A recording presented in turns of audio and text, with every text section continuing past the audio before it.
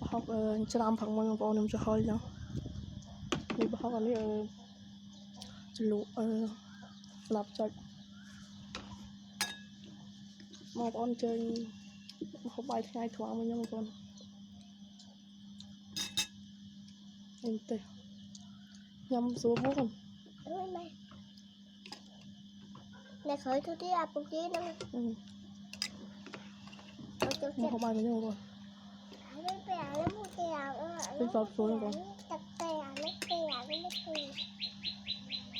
con đi ra tận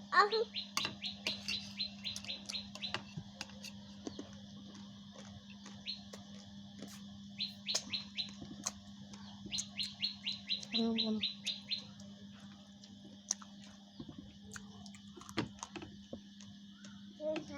không sợ con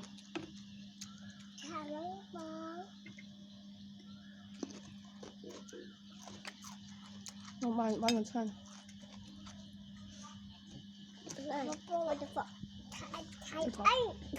tàu về